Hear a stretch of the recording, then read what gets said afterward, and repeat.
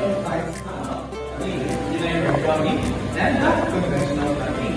And nakikita mo kung ano pinag-refer programming at conventional planning? Wala po. Sige. Ang organic planning ay sino pwede mo basa? Organic farming. It's a sustainable agriculture system. Organic planning is pinapag-realize natin ang sustainable ang ating agricultural system na mas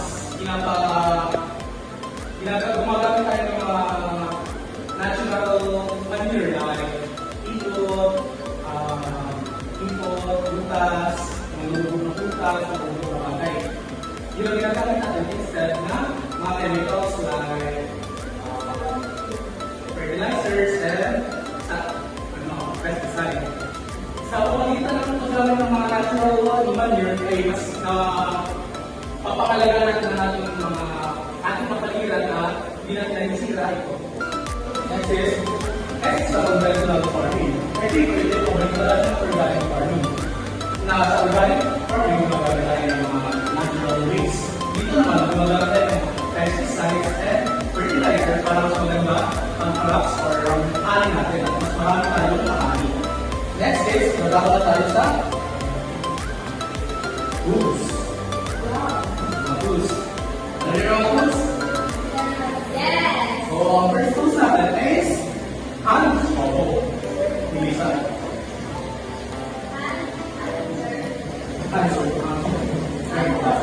Small variety of plants that will be involved in the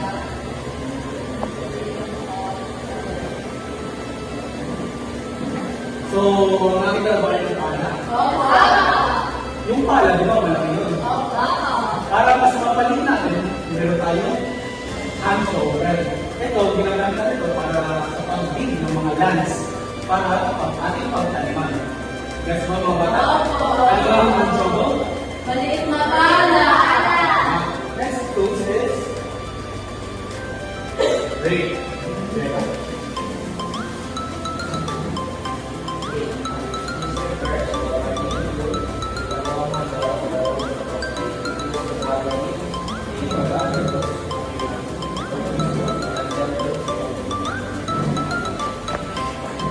So, ang rake ay ano ay?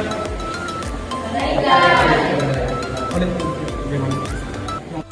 Okay, last na yung mga tools. Magkakabayan natin. Ito ay gagawa kayo ng DIY tools. Yan, gagawa kayo ng tools at bukas, pupunta tayo sa garden at nadalhin niyo yung mga gawa ng tools at gagawin natin yun sa garden. Kung paano ba natin i-discuss natin kung saan ba natin nagagamit yung mga tools.